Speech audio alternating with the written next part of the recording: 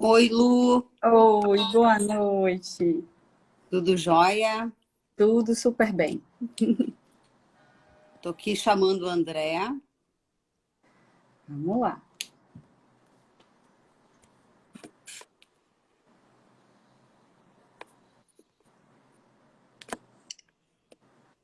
Não sei se ele ainda não chegou aqui. Aqui. Tô. Te chamei, André. Só se... mas Deu certo, será? Tudo Que certo. bom. Eu sempre na fico impressionado verdade, quando dá certo. quem tem Energia é experiência boa, dá aqui tudo em certo. live, a experiente em live aqui é a Luciana, que faz toda semana, né? Ela faz tipo corrida. Tipo Ela corrida, toda semana. pratica Super toda semana. experiente. Vou dar consultoria. Vou dar consultoria. Como Consultoria de entrar numa tudo. live no Instagram. Eu Eu quero não aqui tinha não dar dinheiro. Instagram, eu não tinha Instagram até a semana passada, então esse Então universo tá da rede tudo social certo. é novo para mim. Então tá tudo certo. Agora você tem Instagram, tá na live aqui com a gente, vai dar tudo certo. Com Laurinha. certeza vai estar tudo certo. Eu estou feliz da vida aí de ter a honra da parceria da Luciana, porque a Luciana é pura vida, né? E Que nesses fofo. tempos sombrios, assim, tudo que a gente quer é ficar perto de vida. Então, Luciana, aqui em público, no Instagram, às 19 horas, eu te agradeço pela Que parceria, vergonha. te agradeço demais, porque acho que a gente só agrega assim, e tu tem agregado muito a mim como pessoa. Não E pode o me fazer André, chorar antes da live, tá? Porque senão eu não consigo falar depois. não, mas pode chorar depois. Ele diz que, pelo que eu conversei com ele ontem, ele vai dar jeito em tudo. Então, É, né? choro não é nada. Oh, que responsabilidade. Nossa, enorme, enorme. Mas antes de te apresentar, André, eu vou falar um pouquinho para o pessoal que está nos assistindo e que eventualmente não nos conhece, que entrou agora. Então, eu vou significar, vou dizer por que estamos aqui, por que o assunto é esse. Em primeiro lugar, a gente começa hoje o Esquenta, né? ou o Warm-up do Lab Luthier 2022. O que é o Lab Luthier? É um pedacinho da Luthier, um pedacinho importante, porque ele é o nosso braço, o nosso maior braço de educação. E nós, como educação, como educadores que nos reconhecemos dentro da Luthier, o nosso papel tem sido ser ponte entre os outros saberes, entre antecipando tendências ou trazendo coisas de outras áreas para a nossa área. E levando também o fisioterapeuta para o lugar que ele queira ir. Né? Então, a gente tem se colocado assim, e o Labre é a expressão mais forte do que a gente é em termos de educação. Justificando também o tema, já que depois da revolução tecnológica vem a revolução da consciência, a gente resolveu esse ano olhar para dentro, olhar para a gente, uma vez que a consciência é uma coisa que começa em cada um de nós e é só com consciência que a gente vai conseguir modificar alguma coisa e, quem sabe, se colocar numa outra posição como pessoa e como profissional. Então, aí veio o tema autonomia. A autonomia tem uma relação direta com a entrega desse profissional para o paciente, para quem ele cuida. E veio autonomia e aí acabou vindo outras coisas, tais como interdependência. E depois nos apresentou também a questão da compaixão, pelo menos a mim. E isso tudo tem então, nos mobilizado bastante.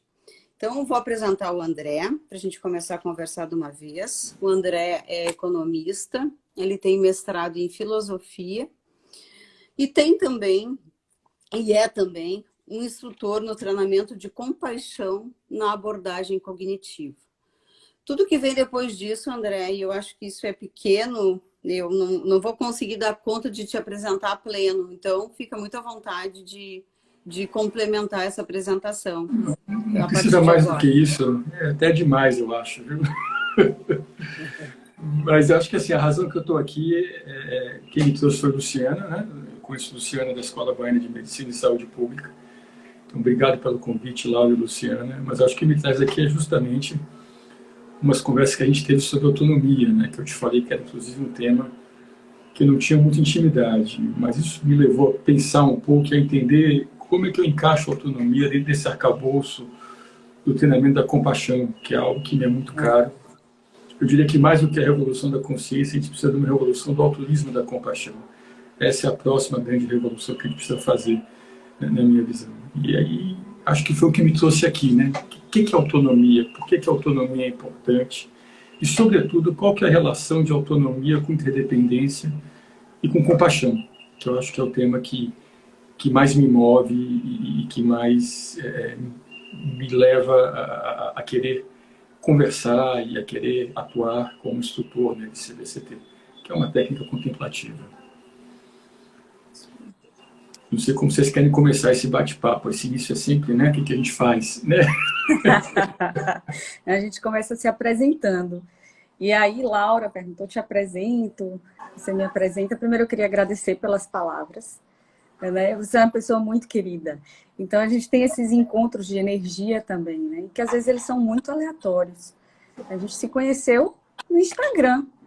Acho que foi essa coisa de curtir o trabalho e, nossa, que coisa legal que vocês fazem aí na Luthier. E depois a gente se conheceu pessoalmente, acho que depois de quase 2 anos. Sim, Né? muito tempo depois. Muito tempo depois. E já era assim, íntima. Então, assim, isso é engraçado, né? E a gente conversa com uma fluidez enorme e a gente começa a fazer conexões, amigos em comum e no país todo, que eu acho muito legal, espalhando boas práticas, espalhando as possibilidades de desenvolver novos comportamentos, novas atitudes. Não sei se são novos, não são novos, é de revisar, rever isso, né? Pensar sobre isso, né, Laura?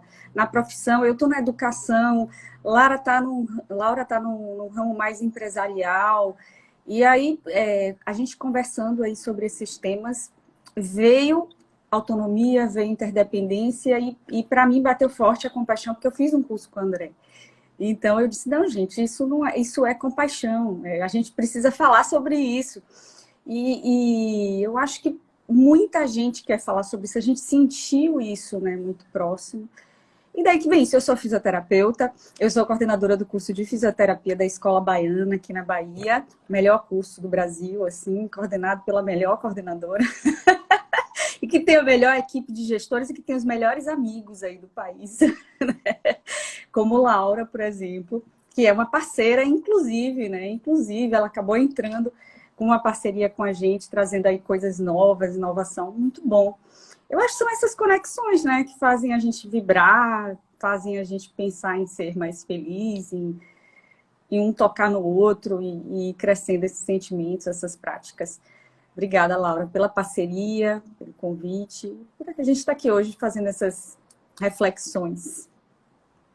Obrigada, Lu. No fim, tu acabou te apresentando, eu me empolguei aqui e não te apresentei.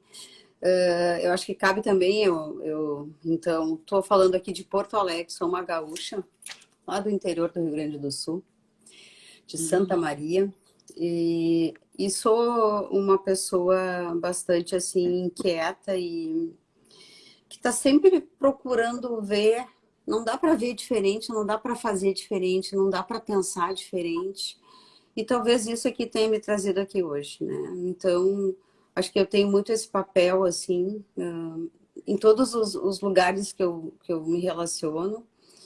E eu tô, embora eu pouco saiba desses assuntos do ponto de vista filosófico, para mim eles estão tomando cada vez mais um significado importante, instintivo, né? Com certeza, muito é instintivo. E eu fico feliz de poder estar aqui tendo um espaço com a honra da tua presença, André. Então, eu vou propor que a gente comece conceituando, né, da tua perspectiva, o que é autonomia, afinal? A gente tem autonomia? Que autonomia a gente tem? Até que ponto a gente tem autonomia? E o que a gente faz com a nossa autonomia, quando a gente tem de verdade? Quando você me propôs esse tema, Laura, tem umas 3 semanas, eu, por acaso, comecei a ler um livro, coincidente, não era por conta do convite, chamado Genjokan, que é um livro escrito, um texto de um mestre zen chamado Dogen, do século XII, né, com um comentário moderno. E ele acho que me ajudou muito a pensar nessa relação de autonomia com interdependência, porque ele descreve nós, seres humanos, como um ser que vive na interseção do único com o universal. Né? Eu acho isso uma beleza incrível. Né?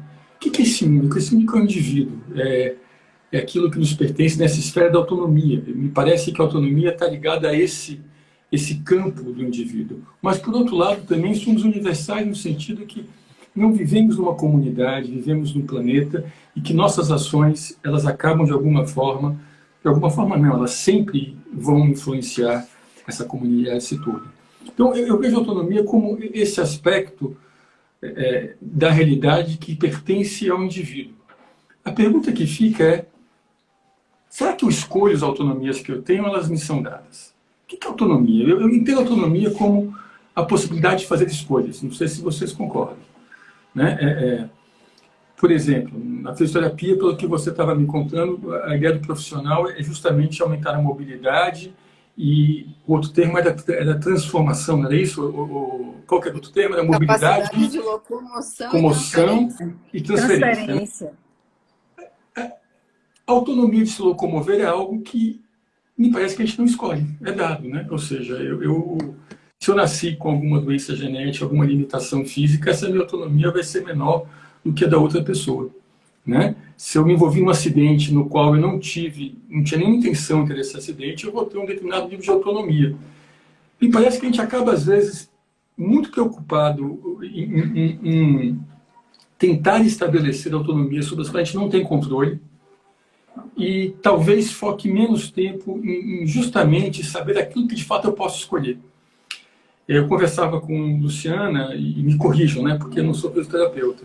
Existe hoje todo um debate na fisioterapia sobre a autonomia do profissional fisioterapeuta. Eu, como indivíduo fisioterapeuta, provavelmente tenho muito pouca influência sobre que autonomia é essa que a legislação me dá. Talvez eu tenha alguma influência como membro do CREFITO, como dentro de uma comunidade de terapeutas que discute isso no Congresso, discute isso com legisladores. Mas como indivíduo eu tenho muito pouco. No entanto, eu tenho talvez algum espaço de escolha de como eu exerço aquela autonomia que me foi dada. Isso faz sentido para vocês? E aí eu acho que a conversa tem que ser quais são as escolhas que eu posso fazer de fato? E por que eu devo fazer certas escolhas e não as outras escolhas? Né? E quais são as premissas para fazer essas escolhas? Né? Como fazer? O que baliza a minha escolha? Eu vou trazer essa resposta para aquilo que eu aprendi treinando para ser um instrutor de compaixão, né? Chama-se treinamento da compaixão, abordagem cognitiva. Eu acho que baliza todas as nossas escolhas é a busca pela felicidade. O Sêneca, ele falava, a pergunta fundamental não é que o homem quer ser feliz, mas o que é preciso para ser feliz. O Pascoal, não o Lamy, o Pascoal, ele fala, até o homem que se dirige à forca se dirige em busca da felicidade ou de um sofrimento menor. Ele está falando do homem que vai à forca para se suicidar. Ele não vai porque ele quer sofrer, ele vai porque ele quer evitar o sofrimento. Então, eu acho que a primeira premissa que a gente tem em qualquer escolha é o que me faz bem. Talvez felicidade seja um termo que incomode, porque talvez se relacione com algo que parece fútil, eu não acho. Eu acho que a felicidade é um grande objetivo das nossas vidas. Mas eu acho que ninguém acorda de manhã querendo sofrer. As pessoas acordam de manhã pensando o quê? Porque eu quero ter um dia legal, né? Ninguém acorda de manhã querendo brigar com o seu parceiro ou parceira, querendo dar nota baixa na prova, querendo dar uma aula que o aluno acha que é ruim, né? Querendo pegar um paciente e deixar ele com mais dor. A gente quer que as coisas aconteçam de forma positiva, que nos tragam bem-estar. Eu acho que a primeira premissa da escolha é justamente essa. Quais são as escolhas que eu posso fazer para aumentar o meu bem-estar? E hoje, estou aqui me antecipando um pouco, talvez, na conversa, a gente tem um corpo, a gente traz muito da experiência da meditação oriental, mas a gente também tem um corpo de tradição ocidental que a gente tem que voltar lá para os gregos, para Aristóteles, para tentar entender justamente uma discussão sobre escolhas éticas, sobre virtudes.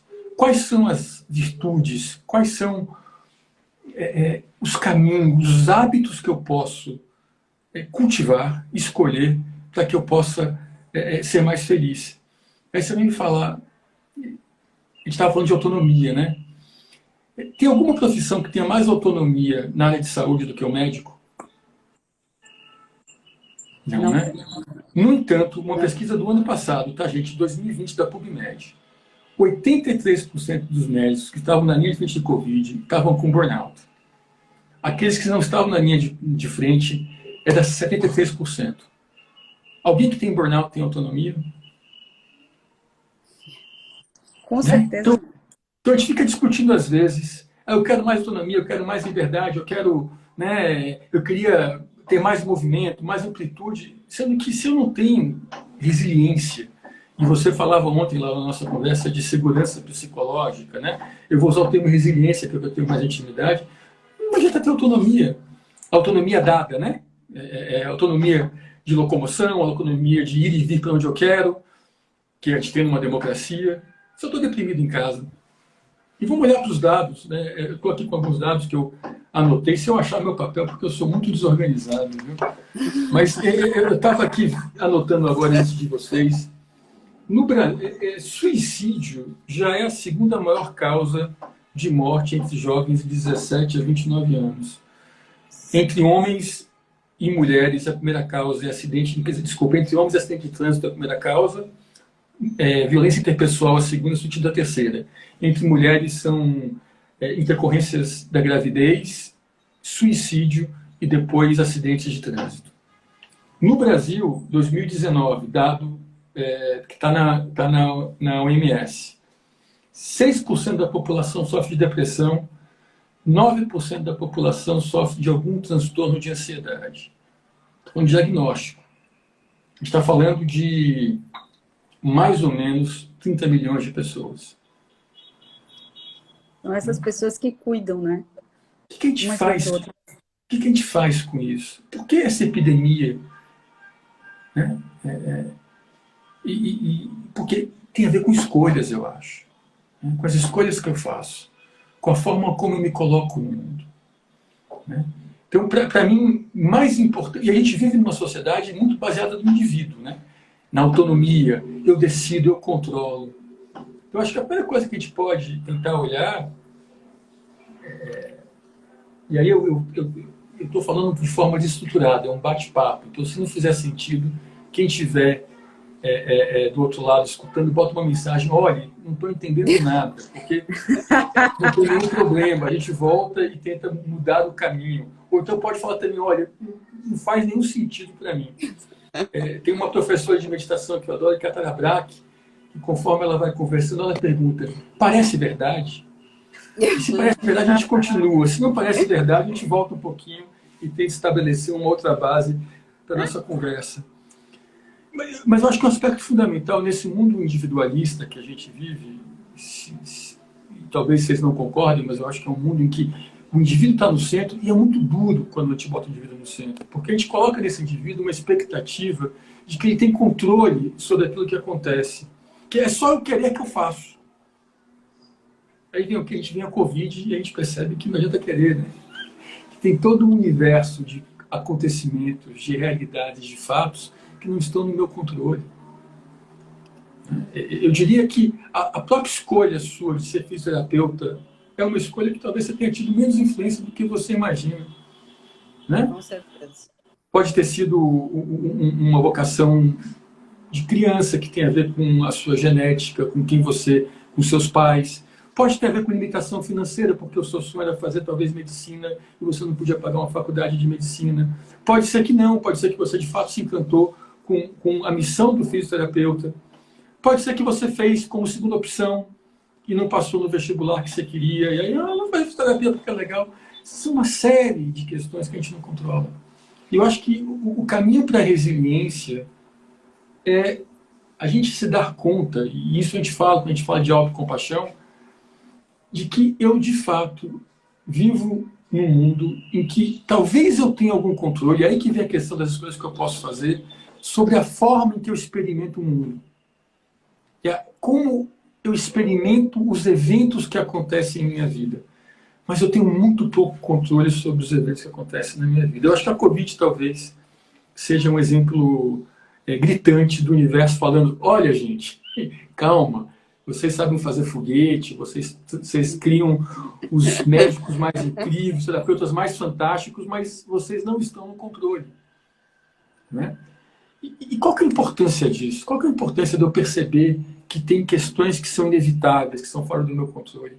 Porque isso faz com que eu perceba que às vezes está tudo bem, mesmo quando não está bem. Né? Poxa, imagina um jovem que diz para ele que ele faz o que ele quiser e ele não tem recursos financeiros, ele vem de uma família de baixa renda e ele se depara com barreiras constantes para chegar aonde todo mundo diz para ele que é só uma questão de esforço. É duro. Então a gente precisa tirar de nós mesmos essa responsabilidade que não é honesta com a gente, né? E não é honesta com os outros. Né? E tentar entender aquilo que eu posso de fato escolher.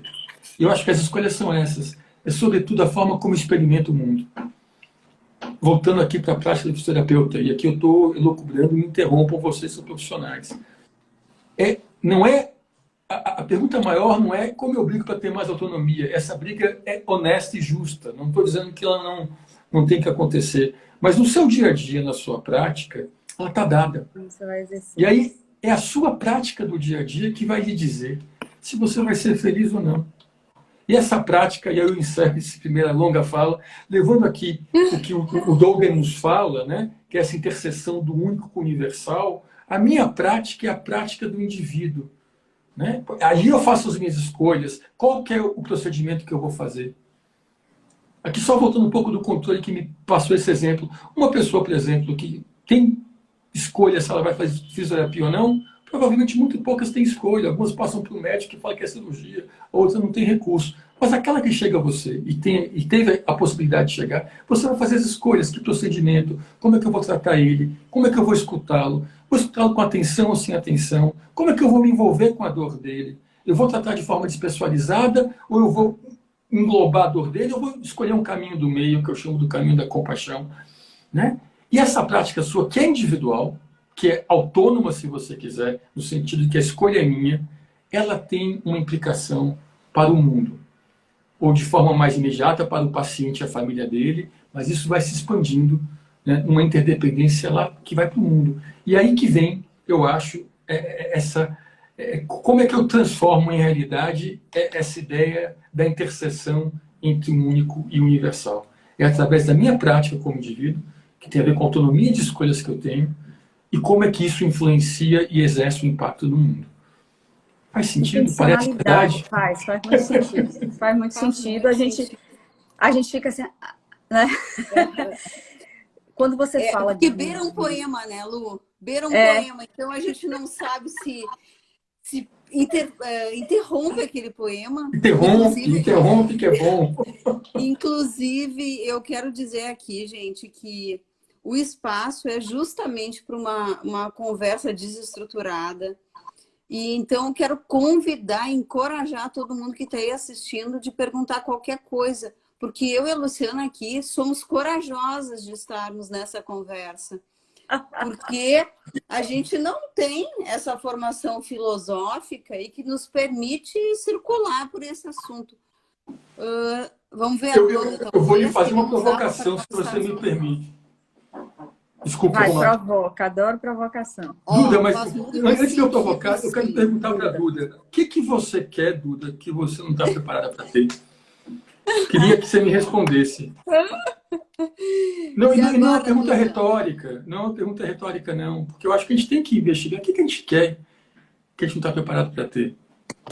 Né? Até porque é importante saber o que a gente quer. Né? Nossa, uma coisa que eu sempre faço nas reuniões que eu tenho com alunos é perguntar se as pessoas estão satisfeitas. A gente estava falando aqui das epidemias e doenças, né, de saúde mental e de quanto isso é importante para te dar autonomia, porque com saúde mental, quem não tem autonomia. Né? E a pergunta que eu faço, vocês estão satisfeitos com o nível de ansiedade que vocês vivem? Vocês estão satisfeitos com o nível de estresse que vocês têm? Não. Aí depois eu pergunto, vocês estão satisfeitos com o nível de equidade social que tem no mundo? O nível de violência? O nível de desmatamento? O nível de poluição? Não, aí eu pergunto, se o mundo é nada mais do que o resultado de nossas decisões individuais, por que este mundo não reflete esta bondade, este desejo que nós todos temos de sermos mais pacíficos, sermos mais calmos, sermos mais felizes? E aí eu vou... E aí, por isso que eu perguntei, o que você quer? Eu esqueci o nome dela, passou aqui. Passa rápido esse chat, né? A Duda. O que a gente não está preparado? A gente está preparado para ser feliz? Acho que a gente está preparado. Talvez eu acho que ela está falando da autonomia. Né? Talvez queremos algo que não estamos preparados para ter. Perfeito. Talvez seja isso. Seja autonomia. Mas aí você falou, e essa pergunta que eu fiz, Laura, você falou, a gente não tem uma formação acadêmica de filosofia. Não é através da formação acadêmica, da leitura. Todo mundo, tudo que eu estou falando aqui, provavelmente a gente já leu em alguma versão em milhares de livros de autoajuda. Né? Para ser feliz é preciso amar, para ser feliz é preciso ter compaixão, ter gratidão, para ser feliz é preciso cuidar do paciente com carinho, eu não posso despessoalizar a relação. A gente sabe disso. Por que a gente não exerce isso? É praticar, né? É praticar, mas é mais do que praticar. Eu brincava com vocês, eu vou perguntar aqui para quem está nos escutando nessa turma boa, vi aqui Cecília, vi Luísa. Alguém aqui emagreceu lendo livros sobre dieta? Alguém aqui ficou malhado, sarado, bombado, bonitão, lendo livros sobre fisicultura? Não, né? Você teve que ir para a academia puxar bomba para ficar bonitão, né? Alguém aqui ganhou mobilidade depois de um acidente, lendo um tratado sobre recuperação de paciente com problema de joelho? Não. Aqui está a Maria Cecília, que é dentista. Maria Cecília, alguém ficou com cárie cuidada lendo livro sobre restaurar cárie? Não fica, gente. E a gente tem uma mania, e a gente no Ocidente, a gente perdeu totalmente uma questão que está lá nos ameríndios, nos nossos indígenas, que está lá na tradição oriental, que está na nossa tradição ocidental, dos filósofos gregos, até Aristóteles, que é: o que eu preciso saber para ser feliz? A felicidade é uma habilidade. A compaixão é uma habilidade. A gratidão é uma habilidade. O que eu preciso fazer para fomentar essas habilidades, cultivá-las? Da mesma forma que se eu for para a academia, o meu peito aqui, vou puxar aquela coisa aqui, como é que chama? Não sei, né? Peitoral. É claro, tem um cara que puxa 20 vezes, fica com peitão. Um cara como eu vai ter que puxar 100 vezes. Mas de onde cada um começa? Se a gente pratica, a gente tem ganhos. E hoje a gente sabe que o cérebro é neuroplástico. Isso é de uma beleza incrível. O meu cérebro se transforma conforme as minhas experiências. Quer queira ou não queira. Como também a parte física. Mesmo que eu não queira que meu corpo se transforme, se eu ficar parado sem movimentar, eu vou perder movimento. Né? Então, quando a gente fala, e Laura me apresentou como instrutor de treinamento da compaixão na abordagem cognitiva, que é um grupo de práticas de contemplação, eu preciso treinar minha mente para transformar minha mente num cérebro, a gente vai falar do cérebro físico mesmo, num cérebro mais capaz de ser feliz. E a gente sabe hoje que por meio da contemplação, não é o único caminho, tá, gente? Tem muita pesquisa acontecendo, mas eu acho que todos nós temos que buscar um caminho. A gente sabe que o córtex pré-frontal fica mais espesso. A amígdala, que é uma região do cérebro responsável pelo o instinto de fuga ou luta, né? Fight and flight, ele diminui de tamanho. Olha, diminui de tamanho e peso. Então você fica menos reativo.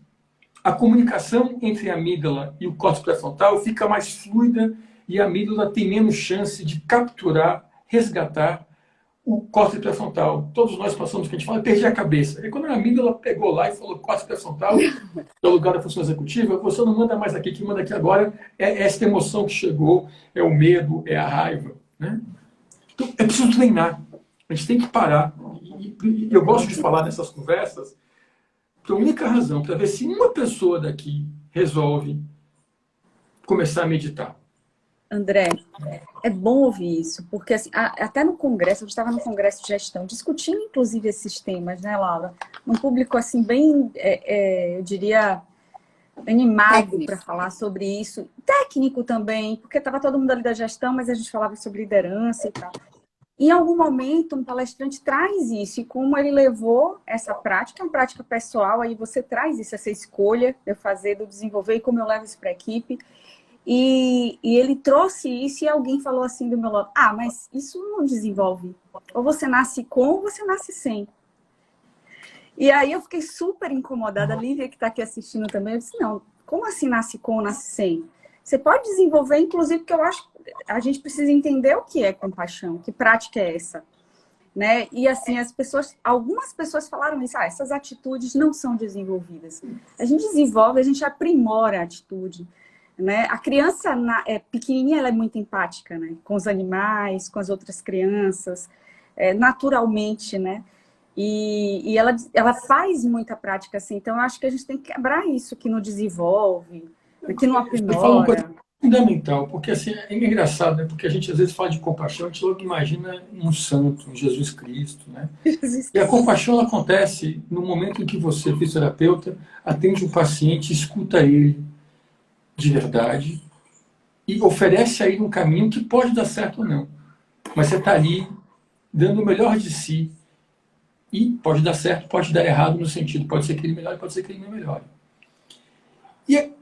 E a compaixão, eu vou dar um passinho atrás, a compaixão para mim é o que torna possível a conexão entre o único e o universal.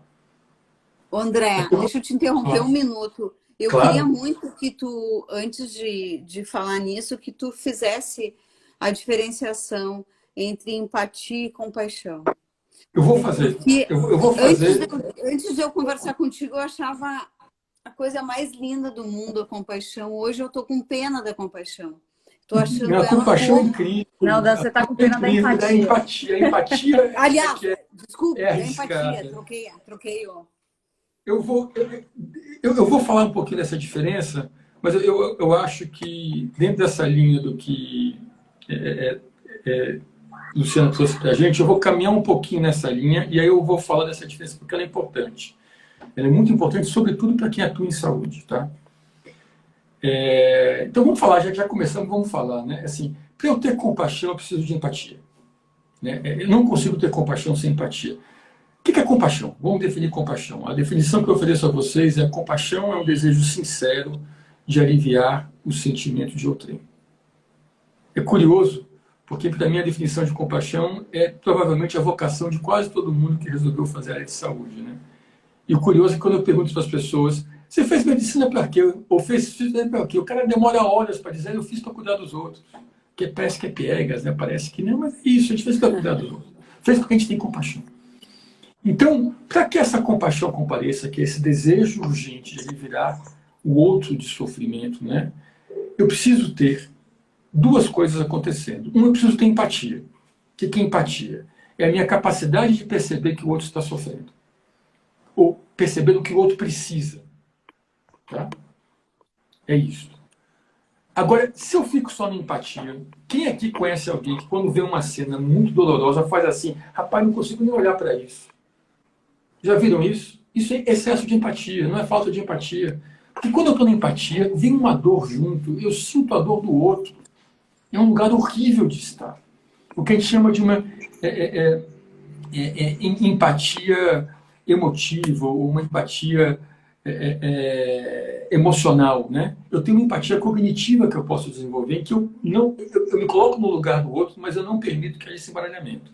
Mas se eu pego esse portal de empatia que eu abri, no qual eu reconheço e consigo enxergar em você a dor. E aqui tem uma questão importante, porque esse portal só está disponível para quem eu me identifico. Né? Por isso que a gente muitas vezes não consegue enxergar a dor do outro, porque a gente não vê o outro como alguém que identifica. O cara está lá na... Nossa, isso é muito importante, isso é muito legal. Olha o risco de desumanizar as pessoas. Não é nem que você desumaniza, você quer humanizar ela inicialmente, né? Então não é que você que desumanizar é uma desconstrução. Não, mas quando eu falo desumanizar, eu como humano, você vai, você não vê o humano, você começa aquela coisa de tirar a dignidade, né? Tratar A gente está vivendo isso com essa experiência do ódio político um pouco, né? E aí Mas você aí- não consegue enxergar ali uma pessoa, isso é arriscado. Mas deixa eu só não me perder aqui na questão. Então, eu tenho a empatia, mas para que eu venha a compaixão, eu preciso regar a relação com essa pessoa com afeto e carinho, com ternura. Se eu tenho empatia e tenho carinho, afeto e ternura, eu tenho compaixão. E aí eu pergunto para vocês: será que existe alguém no mundo que não tenha compaixão? Tem, os psicopatas. Mas todos os outros têm compaixão. Alguém aqui precisa treinar compaixão para ajudar a mãe quando ela se machuca, ou o pai, ou o namorado ou namorada. Alguém aqui vai negar pagar a conta para um amigo que está com fome e chegou no restaurante e estava sem carteira? Isso é compaixão, gente. Eu estou ali vendo o outro numa situação difícil agora. Aí vem o que estava falando antes. A questão é que essa compaixão, ou essa empatia, vou fazer um parênteses, psicopatas não têm compaixão, mas são ótimos em empatia, por isso são capazes de manipular a gente com muita facilidade. Ele entende as necessidades. Isso eu achei extremamente interessante. De novo, aqui é a definição, né? Porque a gente pode usar empatia, pode ter muita empatia no sentido de simpatia, carinho. Mas, então, o problema é que essa minha compaixão, ela só está disponível para quem eu me identifico. Né? Eu vou contar aqui um experimento que teve, se não me engano, foi em Stanford, em que eles pegaram um grupo de estudantes que torciam para o United Manchester, tá? E falaram para eles que eles iam fazer uma pesquisa, colocaram eles numa sala, e nessa sala, enquanto eles estão ali preparando para a tal da pesquisa que vai acontecer daqui a pouquinho, eles ficam estimulando o sentimento de amor pelo Manchester United. Em determinada hora, eles olham para o relógio e falam: pô, tá atrasado, estamos aqui batendo papo de United, cara. Vocês precisam atravessar o campus para poder fazer a pesquisa. Criando ali uma situação de estresse, na qual você, de alguma forma, diminui o seu portal de empatia, né? Quando a gente está com pressa, né? A mãe cai, o filho está lá, vem, não, pode. Vem, a pressa tira da gente. Por isso que é importante parar, respirar, né, ter calma, não botar a agenda cheia. E aí no caminho colocaram artistas, atores, vestidos com a camisa do United, vestidos de camisa branca e com o da Liverpool, que é o arqui-inimigo do Manchester, como se estivessem tendo dor. Resultado, quem que vocês acham que foram mais ajudados pelo torcedor do Manchester United? Que foi estimulado antes. Que foi estimulado antes. Curiosamente, os de camisa branca tiveram a mesma ajuda, o que é uma notícia boa. Não é que a gente não ajuda o neutro, a gente só não ajuda o que a gente não gosta. Mas o grande barato dessa pesquisa é que eles repetem ela. Só que em vez de estimular entre os torcedores do Manchester United o sentimento de amor ao clube, estimulam o sentimento de amor ao futebol. E repetem na rua pessoas que United, camisa do United, pessoas com camisa do Liverpool, de camisetas brancas. E aí se igualou a ajuda. Então, se eu consigo mudar a forma como eu olho para o mundo e me identifico, é por isso que, quando me apresento, eu quero que faça rápido, porque a única coisa que importa sobre mim é que eu sou terráqueo. Porque, ao me identificar como terráqueo, eu automaticamente abro a possibilidade de identificar com todos que estão nesse planeta e dividir esse planeta comigo. Eu olho todos como iguais a mim, diferentes, únicos, mas universais. Olha de novo o Dogen aqui. Únicos, porque somos únicos, mas somos universais, porque compartilhamos o que tem muito parecido e muito bom. Então, o treinamento da compaixão é esse treinamento de mudar a forma como eu enxergo o outro. E para fazer isso, eu preciso treinar qualidades que são fundamentais para eu ser autônomo, ter resiliência, que é a minha atenção. Outra pegadinha, né, que eu acho que precisa acabar com essa ideia de que é preciso ser eficiente e fazer multitarefas. Isso é uma bobagem, gente. Sejam menos eficientes e não façam nenhuma multitarefa, porque está comprovado que multitarefas é impossível. A mente só consegue ficar em uma coisa a cada tempo. E quando eu mudo, eu estou aumentando o risco de senilidade precoce. Isso é ciência, tá? Então, assim, eu tenho que treinar ao contrário. É foco, atenção. Isso eu treino na meditação. Né? Eu tenho que treinar a possibilidade de enxergar o que passa por mim sem me envolver. O que quer dizer? Eu não sou a minha emoção. O que observa a emoção, aquele que observa o medo, não está com medo. Eu tenho que treinar minha capacidade de escolher os pensamentos que eu quero seguir. Quem aqui fica ansioso, pensando, meu Deus, mas amanhã, cara, eu vou fazer uma prova, eu tenho que cuidar de um paciente, não sei o que eu vou fazer, você não consegue nem se concentrar o que você tinha que fazer agora, fica só ansioso, né? Tem como a gente criar uma mente, um cérebro que consegue se concentrar mais e manter o foco naquilo que não me incomoda. Eu sou aquilo que eu presto atenção. Laura, se você estiver vendo um filme de terror, você vai sentir o quê? Está na televisão primeiro. Você mudou o canal, botou uma comédia, você vai sentir o quê? Vontade de rir. Então a gente pode mudar o canal da mente, mas existe treino, não é fácil. Mas é possível. Então aí as escolhas. Que escolha que eu faço? Ainda bem que as perguntas são fáceis. As escolhas que eu posso fazer são essas. No que vou prestar atenção? Como vou reagir a essa emoção que surge em mim? E pensando sempre, como é que essas escolhas vão influenciar o meu bem-estar? Porque o meu bem-estar é importante para mim, e aqui de novo, o único e universal, mas é importante para você, porque ninguém infeliz consegue fazer o outro feliz. Caetano Veloso, eu vou lhe dar alegria, a tristeza é uma forma de egoísmo. Olha só que bonito. E é isso. Então ser feliz é ser generoso também.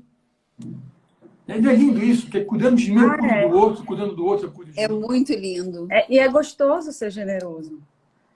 Você tem que praticar mais isso, gente. Não, volta, troca. Se for espontâneo, não sei. Mas é gostoso. A gente está fugindo muito de autonomia, gente. O tema é autonomia, a gente tá né? ótimo. A gente está sem rumo, a proposta é essa.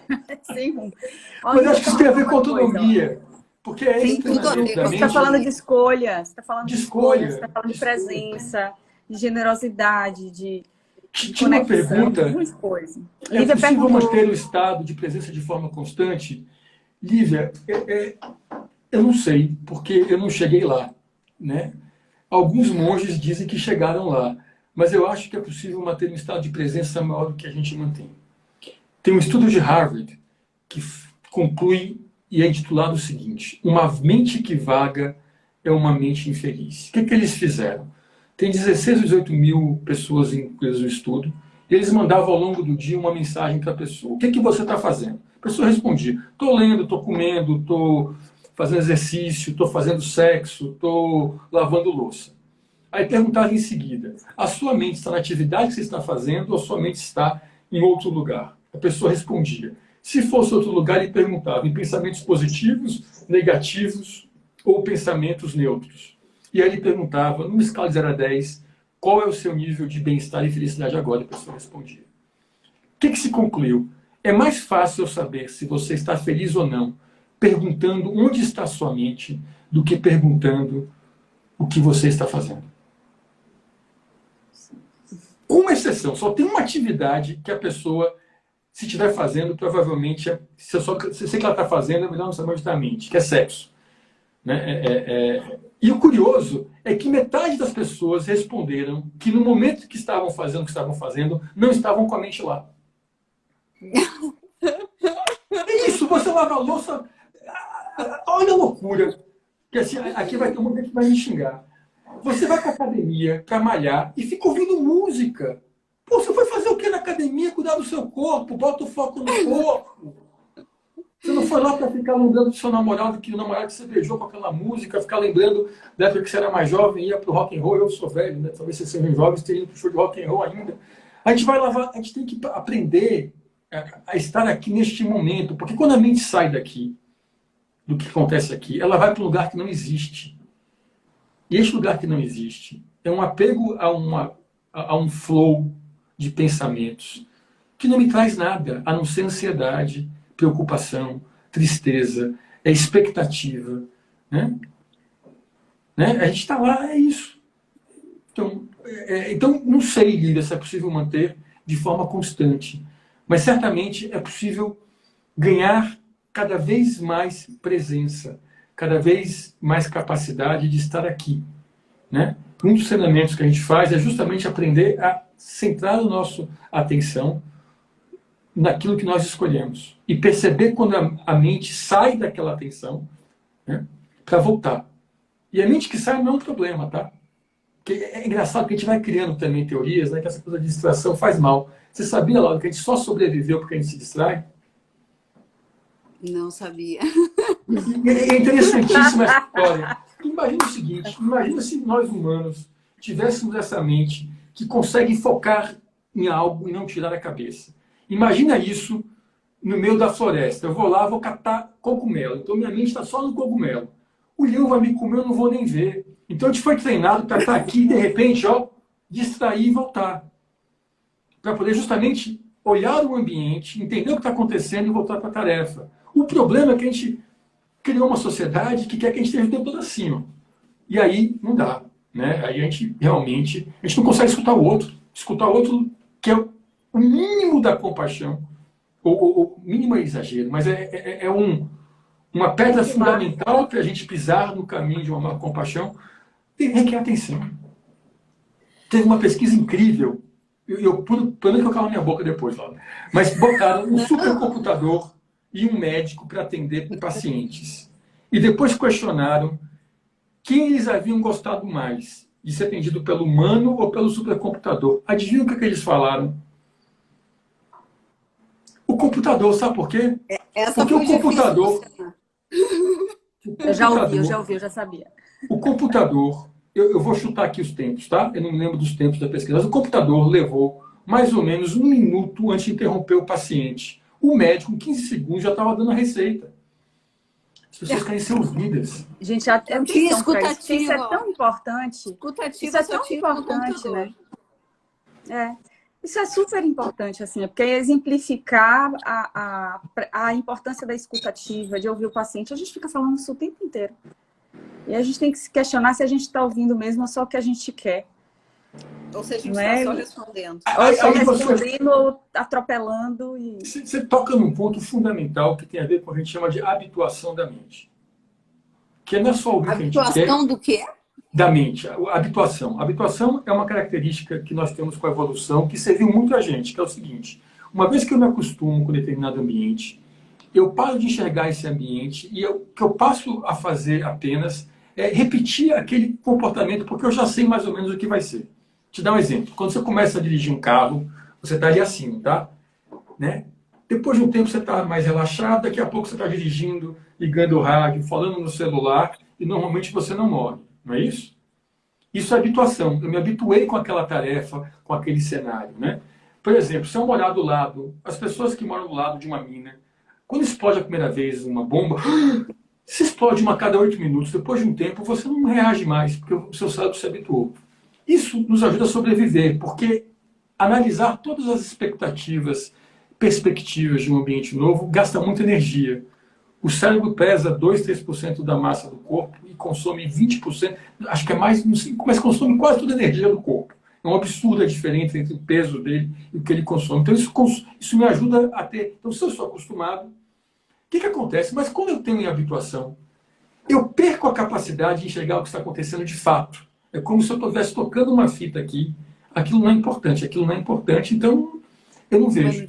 Quando eu treino meditação, eu tento também trazer para a gente o que a gente chama de mente de principiante, que é a mente da criança, que se maravilha com tudo, com a borboleta, com a flor, que eu nunca vi antes.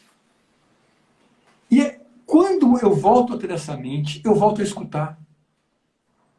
Porque a gente tem aquela mania, né? Já sei o que ele vai falar, já sei o que é. Né? Essa é a habituação. E a meditação. Já sei o que eu vou responder, inclusive. Já sei o que eu vou responder. Não sei, ele nem falou. Nem falou, já sei o que é. Então, esse treinamento ajuda a gente a voltar a ter essa mente de principiante, enxergar o que é e não aquilo que eu me habituei a enxergar. História linda de habituação, tá? A pergunta é, o que eu não estou vendo mais? Fala, Laura, desculpa, vai lá. Não, nada é mais poético do que o que a gente está ouvindo, mas eu me lembrei que a gente poderia fazer uma analogia com a sensibilização da dispneia. É isso!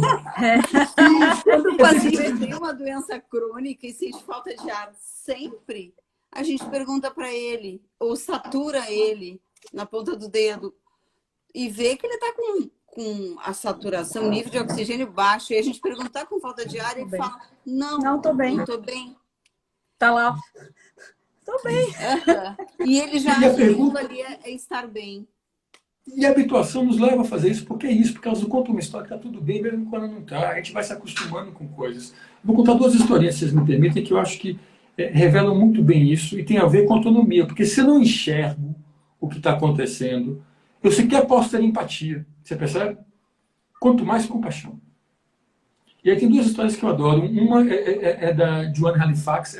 Hoje ela é uma grande mestre do Zen budismo, mas na época ela estava treinando com um cara chamado Bernie Glassman, que é um mestre Zen louco que eu adoro, nova-iorquino, que levava as pessoas para fazer retiro nas ruas de Nova York. Né? E as pessoas viviam 7 dias nas ruas de Nova York, comendo e bebendo o que elas conseguiam através do ato de esmolar. E ela conta que no 7º dia ela chegou no bairro dela, uma professora universitária, totalmente suja, com uma plaquinha dela, por favor, me ajudem. E passaram por ela alunos, colegas de universidade, e ninguém notou que ela estava ali. E que eu me emociono quando eu falo, porque o que a gente deixou de enxergar, gente? As pessoas. O que a gente deixou de enxergar no mundo? Porque a gente se habituou com o que está aí. Porque virou normal. Conta um antropólogo que ele levou um cacique para visitar o mercado municipal em São Paulo. Eles nunca tinham visto aquela mudança de comida. Na aldeia não existe mudança. Se come o que tem no dia. Não se pode nem guardar. Né? O amanhã cuida do amanhã. Está na Bíblia isso. Sermão da Montanha. Eu sou ateu, tá, gente? Antes que me acusem de ser religioso. Mas amo religião. Que é fantástico também. Mas amo religião. E lá esse cacique está lá, ele está vislumbrado quando ele olha uma criança no chão pegando a xepa da feira. Né? E ele olha e fala, gente, tem tanta comida aqui que ela não pega. Aí o outro pobre, não, porque ela é pobre. Sim, mas tem comida sobrando. Mas o pai dela tem, não tem? Não, o pai dela não tem. Quando ele percebeu, o cacique saiu e falou, eu não quero mais ver isso. Que sentido tem existir fome quando a gente produz por dia 8 quilos de cereais? Se fosse dividido pela população, seríamos todos obesos. E, no entanto, a gente não enxerga isso. Como a gente não enxerga a professora, porque ela ficou 5 dias na rua e não está mais bem vestida, não está mais cheirando bem, não está mais com a etiqueta que a gente espera daqueles que a gente se identifica. Isso, para mim, causa uma profunda tristeza. E eu sou esse também. Não estou falando que somos o outro. Eu também sou esse que deixou de enxergar. Nós somos esses. E é via a contemplação, é via a meditação, é via treinar para ser gente. Ninguém nasce gente. A gente tem que aprender a ser gente. Os indígenas falam isso, né? O indígena, ele aprende a ser gente. Inclusive tem um momento do rito de passagem em que ele se torna humano. Não vem assim de graça, nasceu, é humano. Temos que aprender. Temos que aprender. Gente, nós estamos a 5 minutos do fim, se é que... Como é que a minha filha diz, quando eu pergunto para ela, ela está numa festa e eu digo, tu está voltando? Porque já são 5 da manhã e ela fala assim, não, eu sou inimiga do fim, mãe. Eu estou me sentindo inimiga do fim agora, porque eu não quero que acabe, mas eu botei uma pergunta aqui para saber se as pessoas têm vontade de fazer uma meditação para encerrar essa conversa, mas é claro que o André é que está aí nos guiando, né? Então, se ele achar que é pertinente... Eu não acho que a gente está... Eu fico com medo do horário, porque a gente meditar são 8 horas, a gente pode respeitar, mas eu queria que as pessoas... O único convite que eu queria fazer a vocês é pensem em meditar, tá? Hoje os recursos são imensos, tem milhões de possibilidades, né? Eu fico com medo que a gente vai começar a meditar, e meditar ansioso pode ser uma experiência assim, estou com horário, eu não queria passar do horário das pessoas, né? Então, em respeito ao horário, mas se quiser me convidar um dia para a gente fazer aqui uma sessão de meditação, eu faço com o maior prazer. É só a gente combinar. E meditem, gente. Ou, se não for meditar, vai refletir sobre o que é ser feliz. Quais são as virtudes que eu preciso. Vai para a sua religião e vai buscar nos textos sagrados, porque está em todas as religiões. A compaixão é moeda comum, né? No judaísmo, no candomblé. em todas as regiões de matriz cristã. Está ali. Aí, André, eu não sei a Luciana, mas eu tô com mais ou menos umas 18 perguntas que eu não fiz, porque outras respostas estavam tão interessantes que eu não tive coragem de interromper. Mas eu queria que tu falasse um pouquinho do Não Existe Fora, da coisa da gente se sentir, que eu acho que profissionalmente, puxando para esse assunto, para fazer sentido também para quem entrou nessa live meio sem saber o que se passava, é tão importante até a gente ter a consciência de que estamos todos dentro, né? Então, queria que tu falasse um pouco disso, porque tu falou de um jeito tão lindo aquele outro dia que a gente conversou. Eu acho que você está falando de estamos todos dentro, somos todos esse aspecto da realidade que é universal, né? Aqui tem duas metáforas que eu gosto muito para a gente pensar sobre isso, né? Porque a gente tem a ideia de indivíduo único e universal como se fossem duas coisas distintas. E o convite aqui é essa ideia de dicotomia, entender que único e universal são dois aspectos da mesma realidade, né? E aí eu vou fazer uma que é menos metafísica e uma que é mais metafísica. A menos metafísica, eu posso escrever minha mão como uma coleção de 5 dedos. E cada dedo vai ter uma entidade específica, né? E um dedo faz uma função diferente. Me disseram, não sei se é verdade, Laura, que no futuro a humanidade só vai precisar ter esses 3 dedos. É verdade isso? Eu sou fisioterapeuta, que o resto não precisa. A pinça, né? A pinça, né? Minha filha toca piano, eu acho que ela não ia ficar feliz com essa notícia. Mas são dedos que têm funções diferentes, né? Como indivíduos mesmo, individuais. Mas eu posso descrever esses 5 dedos como sendo a minha mão, que é uma coisa única. E aí eles perdem individualidade e possam fazer parte de um todo. A imagem metafísica que o Dogen nos traz o único, o indivíduo, seria uma gota de orvalho. E o universal é a luz do luar. E essa gota de orvalho, ela consegue refletir toda essa luminosidade da lua, inclusive em sua profundidade. É o universal que se reflete no indivíduo o tempo inteiro. Você já olhou para uma poça d'água à noite e viu lá toda a borda celeste refletida lá? Olha que coisa incrível. Uma pocinha desse tamanho consegue refletir o universo. E nesse sentido, nós, como indivíduos únicos, refletimos esse universo em nós mesmos e jogamos nosso reflexo através da nossa prática, seja ela o fisioterapeuta, o artista, o lixeiro. Jogamos de volta isso para o universo através da nossa prática. Se a gente for pensar isso de uma forma mais corriqueira, tentem um dia fazer um exercício. Peguem um objeto que vocês gostem e tentem pensar quantas pessoas precisou existir para que você pudesse ter aquele objeto ou ter aquela habilidade, por exemplo, ser fisioterapeuta. Quantas pessoas precisaram existir para que você, Luciana, conseguisse seu diploma de fisioterapeuta? Faço ideia. Milhares, milhões. Vamos junto. Tem os dois. Isso é lindo, né? Eu acho. Que a gente não vive um sem o outro, esse senso de coletivo trazendo mais para a realidade, né? Acho que refletir sobre isso é tão importante. A gente vive num mundo em que é o indivíduo, indivíduo. O que a gente não percebe é que isso massacra a gente. E que a resposta também não está para que algo que é coletivo. Não, é o caminho do meio, é essa interseção em que eu respeito o que é único em você, mas que eu celebro aquilo que também é igual. Que lindo. Pois é, mas então, não querendo tirar a parte linda de tudo isso, por que eu não estou defendendo, fazendo julgamento de valor nenhum? Estou só... Por que nós, enquanto fisioterapeutas, por exemplo, não conseguimos ser corporativistas? E, por exemplo, o médico consegue ser. Eu não consigo. Cortou. Por que vocês... Por que nós, enquanto fisioterapeutas, não conseguimos, por exemplo, ser corporativistas? E eu não estou dizendo que isso é bom ou ruim. Eu estou trazendo uma questão. Eu não entendo de terapia, não conheço o métier, mas se eu fosse responder de uma forma desconstrutiva e provocativa, eu falei que vocês são pessoas boas. Porque o corporativismo é péssimo.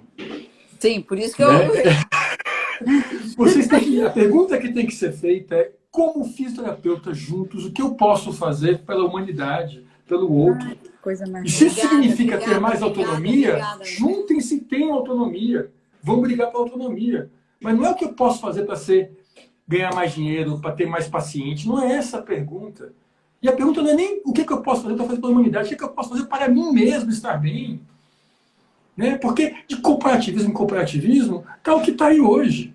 Né? É policial querendo ganhar mais, todo mundo quer ganhar mais. Né? Todo mundo quer ganhar mais, gente. Eu vou ter que sair, porque eu tenho uma filha que tem um compromisso agora. A gente pode pensar. Então, eu vou. Mathieu Ricard. Mathieu Ricard foi um homem que foi PhD em Química, participou da equipe que ganhou o Nobel em 96. Ele não estava mais na equipe. E virou monge. Né?